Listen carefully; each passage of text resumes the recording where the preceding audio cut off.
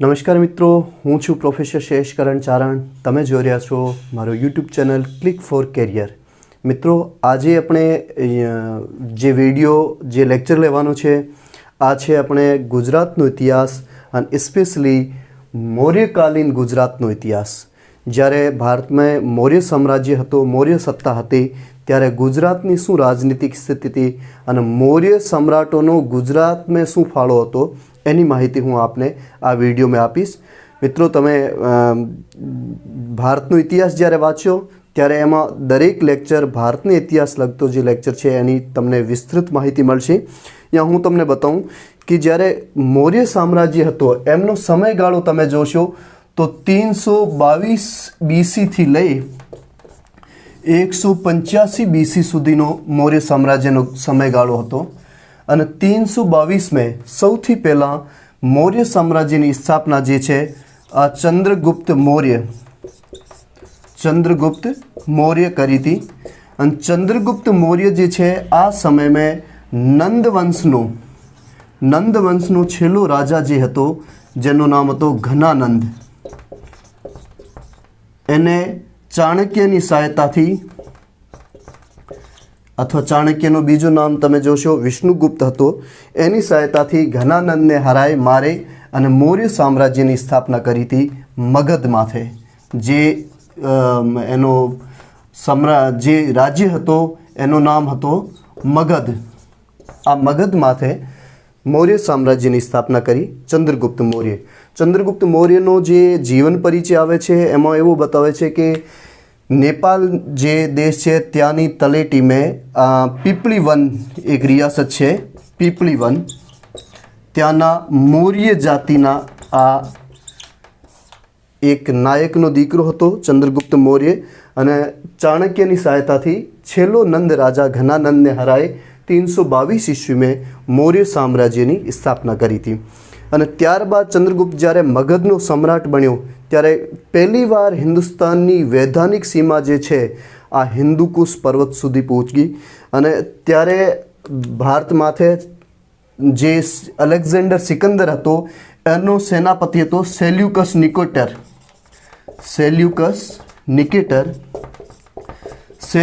નિકેટરને હરાવી અને ચંદ્રગુપ્ત મૌર્ય જે છે એને એરિયા, અરાકેશિયા, હેરાત, કાબુલ, કાંધાર આ એમના નામ છે. અને આ જીતી લીધા હતા સેલ્યુકસ નિકેટરને 305 બીસીમાં. યાદ રાખજો મિત્રો, 305 બીસીમાં સેલ્યુકસ નિકેટરને હરાય અને ચંદ્રગુપ્ત મૌર્ય આ એરિયા, આ જેટલો વિસ્તાર છે એને માથે કબજો કરી લીધો હતો. અને સેલ્યુકસ નિકેટરની દીકરી હતી જેનું નામ હતો હેલેના. યાદ રાખજો, હેલેના, એને સાથે લગ્ન કર્યા હતા. તો આ ચંદ્રગુપ્ત મૌર્યનો પ્રારંભિક પરિચય આવે છે.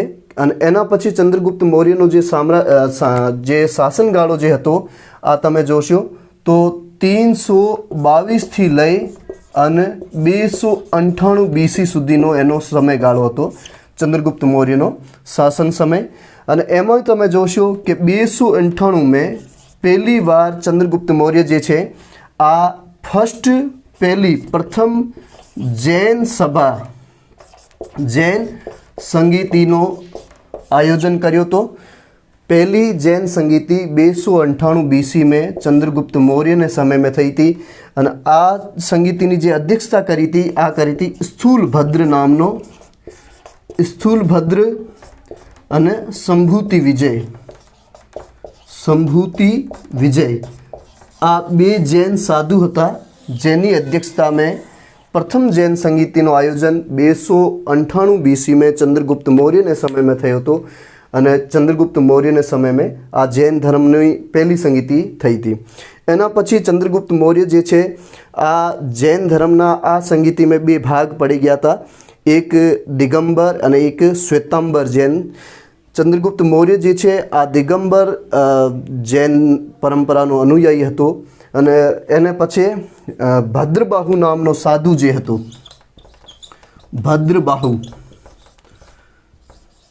ભદ્રબાહુ સાધુ સાથે સુવર્ણગીરીની સુવર્ણગીરીની ટેકરીઓ ક્યાં છે મિત્રો? આજનો આપણો કર્ણાટકા જે છે ત્યાં સુવર્ણગીરીની ટેકરીઓમાં શ્રવણબેલગોલા જગ્યા છે, શ્રવણબેલગોલા, ત્યાં જાય ભદ્રબાહુ સાથે ચંદ્રગુપ્ત મૌર્ય સલેંખના વિધિથી એક સલેંખના વિધિ શું હોય છે? સંથારા પ્રથા. સંથારા પ્રથા હોય છે કે જે માણસને એમ લાગે છે કે હવે એમનો અંતિમ સમય આવી ગયો છે તો અન્ન જલ ત્યાગે અને ઈશ્વર આરાધના કરીએ. આ જૈનોમાં બહુ જ પ્રચલિત પરંપરા છે. સંથારા, જ્યારે અંતિમ સમય આવે ત્યારે સંથારા પ્રથા લઈ લે, એટલે કે અન્ન જલ ત્યાગ દે અને ઈશ્વરને પ્રાર્થના કરે અને વહેલોથી વહેલો મૃત્યુ પામે.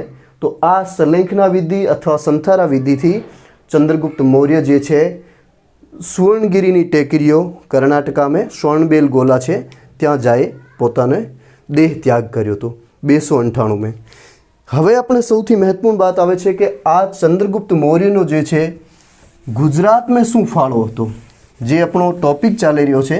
કારણ કે મેં તમને આ એક સંક્ષિપ્ત માહિતી એમની આપી છે.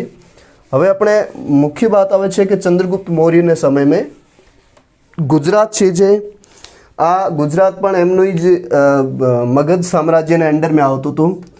અને ચંદ્રગુપ્ત મૌર્ય જે આપણને પુરાવા મળે છે ઇતિહાસમાં પુષ્યગુપ્ત એક સુબેદાર, સૌરાષ્ટ્રનો એમને સુબેદાર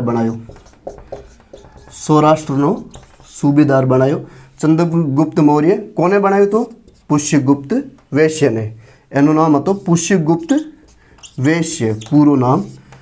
એમને સૌરાષ્ટ્રનો સુબેદાર તરીકે નિમણૂક કરી અને આ પુષ્યગુપ્ત વૈશ્ય જે છે સૌરાષ્ટ્રમાં તમે જોશો સ્વર્ણસિક્તા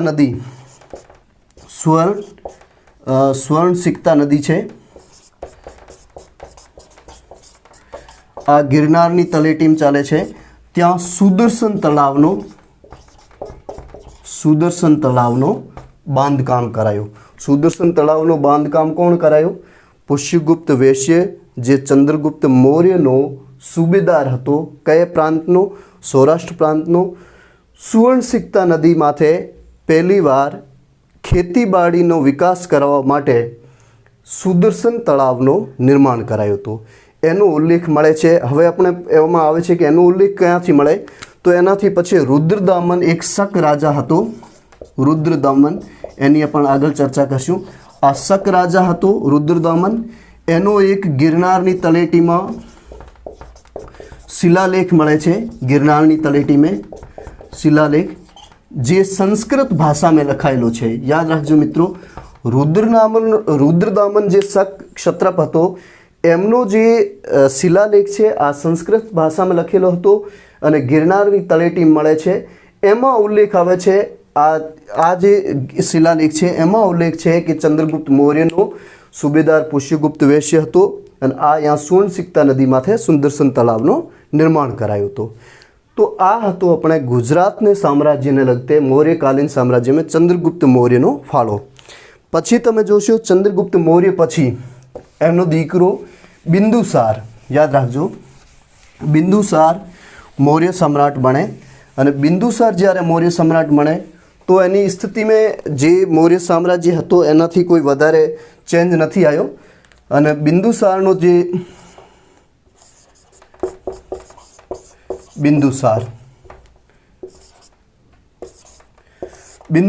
જે સમયગાળો હતો 298 BC લઈ 273 BC તક હતો. ગુજરાતને ઇતિહાસમાં એમનો કોઈ વિશેષ ફાળો નથી. જે ચંદ્રગુપ્ત મૌર્યનો સૂબો હતો એવી જ રીતે ચાલતો હતો. અને બિંદુસારને ગ્રીક સાહિત્ય જે છે, ગ્રીક એટલે યુનાની સાહિત્ય જે છે, યુનાની સાહિત્યમાં બિંદુસારને અમિત્ર ઘાત તરીકે ઓળખવામાં આવે છે. અમિત્ર ઘાત, યાદ રાખજો, આ એનો ઉપનામ હતો. અમિત્ર ઘાત તરીકેમાં બિંદુસારને ઓળખવામાં આવે છે. એનો કોઈ સમાજમાં વિશેષ ગુજરાતની ઇતિહાસમાં એમનું કોઈ વિશેષ યોગદાન નથી. અને એને સમયમાં થોડાક વર્ષો સુધી ચાણક્ય જે હતો આ એમનો પ્રધાનમંત્રી તરીકે હતો ચાણક્ય. અને પછી ખલાટક ચાણક્યની જગ્યાએ બિંદુસારનો પ્રધાનમંત્રી તરીકે હતો, મુખ્ય સલાહકાર તરીકે બિંદુસારનો ચાણક્યની જગ્યાએ હવે કોણ લઈ લીધી હતી? ખલાટક. આ યાદ રાખવાનું. મિત્રો बिंदुसार समय में તમે જોશો તો बिंदुसार समय में सीरियाનો રાજા હતો, सीरिया आज अफ्रीका में है, ત્યાંનો રાજા હતો એન્ટિયોકસ.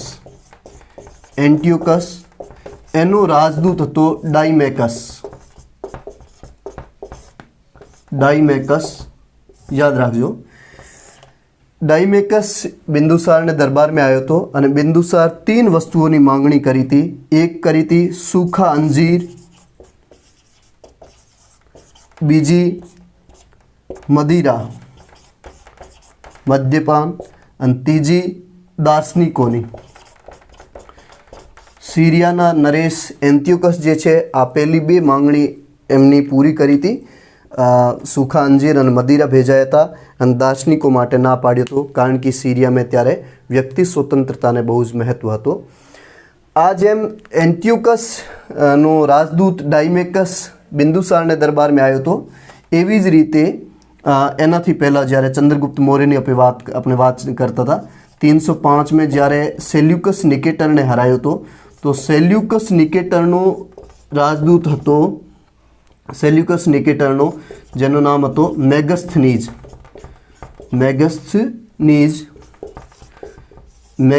जे छे आ इंडिका नामनी पुस्तक लखी थी जेमां भारतनो वर्णन कर्यो तो इंडिका में. तो एनो बिंदुसारनो गुजरात ने इतिहास में अथवा गुजरात ने एने समय में कोई विशेष महत्व नहीं. एनाथी पछी ज्यारे सम्राट अशोक मगधनो सम्राट बने तो एने समय में गुजरातनो बहु ज महत्ववाळो इतिहास आवे छे. सम्राट अशोक जे छे आ 273 में पोताना 99 भाईओ ने मारे. अशोक याद रखजो मित्रों, 273 थी लई 232 BC सुधी. पण एना पहला 4 वर्ष जे छे एमां एमना 99 भाईओ ने मारे अने 4 वर्ष एमना समय पहलो जे हतो आ बहु ज मुश्किलातवाळो हतो. अने पछी 269 में आ पोतानो राज तिलक कर्यो अने राज तिलक कर्या पछी एने 8 वर्ष पछी 262 में कलिंगनो युद्ध थयो. कलिंगनो ज्यारे युद्ध थयो त्यारे आ कलिंग युद्ध में जेटली जानहानि केजुअलिटी जोई अने एमनो हृदय जे छे आ परिवर्तित थई गयो त्यारे उपगुप्त नामनो साधु एमने मळे अने एनाथी प्रभावित थई एनो हृदय परिवर्तन थई जावे. अने पछी आ निर्ग्रोथ नामनो एक बौद्ध साधु हतो जेनाथी आ बौद्ध धर्मनी दीक्षा ग्रहण करी ले अने पछी अशोक जे छे आ बौद्ध बनी जावे. हवे अशोकने समय में बौद्ध बन्या पछी अशोक शुं कर्यो कि पोतानो जे युद्ध विजय हतो एनी जग्याए धम विजय अथवा धर्म विजय स्टार्ट कर्यो अने एना कारणे दुनियाना कई देशों में पोताना राजदूत भेज्या अने अशोकनो धमनो प्रचार कर्यो. एमां एनो दीकरो महेंद्र अने एनी दीकरी संघमित्रा, महेंद्र अने संघमित्रा याद राखजो, महेंद्र अने संघमित्रा एमने श्रीलंका में प्रचार करवा माटे मोकल्या था, धमनो प्रचार करवा माटे श्रीलंका मोकल्या था. अने एनो जे गुजरात साथेनो उल्लेख आवे छे आ उल्लेख बहु ज महत्वपूर्ण आवे छे, कारण कि अशोकने समय में गुजरातनो जे गवर्नर हतो आ तो यवनराज तुषास्प. अशोकने समय में गुजरातनो जे सौराष्ट्र सूबो छे, सौराष्ट्र सूबे में यवनराज तुषास्प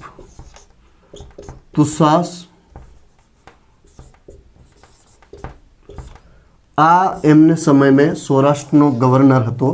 अने आ गवर्नर ज्यारे हतो त्यारे अशोक पोतानो एक शिलालेख जे अपने गिरनारनी तलेटी मळे छे दामोकुंड ने नज़दीक, याद राखजो दामोकुंड जे छे गिरनार में एने नज़दीक में एक शिलालेख मळे छे अने आ शिलालेख में જે છે આ બ્રાહ્મી લિપિ મેં લખેલો છે, બ્રાહ્મી લિપિ અને પાલી ભાષા મેં, બૌદ્ધ સાહિત્ય જેટલો હતો આ પાલી ભાષા મેં લખેલો છે।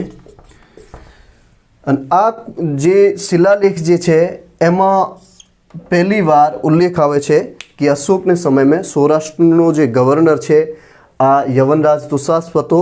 અને આ જે યવનરાજ તુષાસ્પ છે ત્યાં સુદર્શન તળાવ છે, તો સુદર્શન તળાવ में पहली बार नहर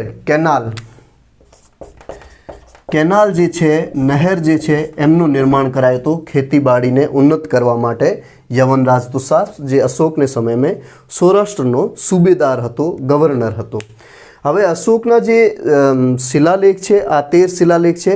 આ શિલાલેખ મેં સૌથી પહેલાં અશોકના શિલાલેખનો આ જે ગિરનારનો જે શિલાલેખ હતો દામોકુંડ નજીક, એમનો શોધનાર યાદ રાખજો, એનો શોધનાર હતા Colonel James Tod. Colonel James Tod ક્યારે કર્યો તો 1822 में। કર્નલ જેમ્સ ટોડ જે છે આ એક બહુ જ મોટા ઇતિહાસકાર હતા અને એનો એક બહુ જ મહત્વપૂર્ણ પુસ્તક છે રાજસ્થાનના ઇતિહાસની, analysis and antiquity of Rajasthan. અને આખી ભારતનો ઇતિહાસ જે એમની યાત્રાઓનો હતો આ લખ્યો છે કર્નલ જેમ્સ ટોડ। આ ગિરનારનો જે અશોકનો અભિલેખ હતો, શિલાલેખ જે હતો એમનો શોધ કરી હતી અને એમનો મતલબ પહેલીવાર જે વાંચનાર હતા અશોકના જે જેટલા શિલાલેખ છે એમનો સ્ટડી કરવાવાળા હતા જેનું નામ હતું જેમ્સ પ્રિન્સેપ। જેમ્સ પ્રિન્સેપ યાદ રાખજો 1838 में જેમ્સ પ્રિન્સેપ અશોકના શિલાલેખનું વાંચન કર્યું હતું।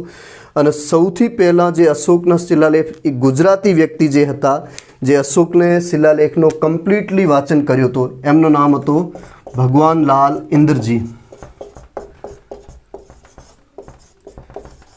આ પહેલા ગુજરાતી હતા જે અશોકને શિલાલેખને કમ્પ્લીટલી એમની સ્ટડી કરી હતી। અને આ શિલાલેખ જે હતો એમને બાજુમાં ત્યારે જૂનાગઢના નવાબ હતા રસૂલ ખાં, યાદ રાખજો રસૂલ ખાં જે હતા આ 1900 में અશોકનો જે શિલાલેખ હતો એમને આજુબાજુ બાંધકામ કરવાયો હતો। તો આ શિલાલેખ में શું લખેલું છે કે આ સમયમાં અશોકનો ગવર્નર સુબેદાર સૌરાષ્ટ્રનો યવનરાજ તુષાસ્પ હતો જે સુદર્શન ઝીલમાં ખેતીવાડીની વ્યવસ્થાને ઉન્નત કરવા માટે કેનાલોનો નહેરોનો નિર્માણ કરાયું હતું। તો ગુજરાતનો ઇતિહાસમાં અશોકનો ફાળો એટલું જ આવે છે। અને અશોકથી પછી તમે જોશો મગધનો જે સમ્રાટ બને છે મૌર્ય સમ્રાટ આ બને છે કુણાલ। અને કુણાલથી પછી છેલ્લો જે મૌર્ય સમ્રાટ જે હોય એનું નામ હોય છે બ્રહ્મદત્ત। બ્રહ્મદત્ત જે છે આ 185 BC में हुए છે અને એનો સેનાપતિ પુષ્યમિત્ર શુંગ હોય છે। આ એમને એમની લશ્કરની પરેડ જોવા માટે આમંત્રિત કરે અને ત્યાં એમની હત્યા કરી અને મૌર્ય સામ્રાજ્યનો અંત કરી અને શુંગ વંશની પાયો નાખે। અને પુષ્યમિત્ર શુંગ પહેલો શુંગ વંશનો રાજા તરીકે સમ્રાટ તરીકે મગધનો સમ્રાટ બને છે। તો મૌર્યકાલીન ગુજરાત જે હતો મૌર્ય સમયમાં ગુજરાતનો ઇતિહાસ તમે જોશો તો એમાં ચંદ્રગુપ્ત મૌર્ય અને અશોકનું બહુ જ મહત્વપૂર્ણ યોગદાન હતું। આજનો વિડીયો આજના લેક્ચરમાં એટલું જ। નેક્સ્ટ લેક્ચરથી ફરીથી મળશું, ત્યાર સુધી મારું YouTube channel click for career subscribe કરો, શેર કરો અને લાઈક કરો। તમને અહીંયા ઇતિહાસની વાતો મળશે, ઇતિહાસ મળશે, ભારતનો ઇતિહાસ, રાજસ્થાનનો ઇતિહાસ, ગુજરાતનો ઇતિહાસ, સમસામયિકી, દરેક પ્રતિસ્પર્ધી પરીક્ષા અને એને સાથે સાથે તમને કાયદો સિરીઝ જે પોલીસ ભરતી કોઈ પણ પોલીસ લગતી સેવા હોય, PSI હોય, PI હોય, પોલીસ કોન્સ્ટેબલની હોય, આ પણ સિરીઝ તમને અહીંયા મળશે। તો ભૂલતા નહીં, ક્લિક ફોર કરિયર સબસ્ક્રાઈબ કરો, લાઈક કરો અને શેર કરો। થેન્ક યુ મિત્રો।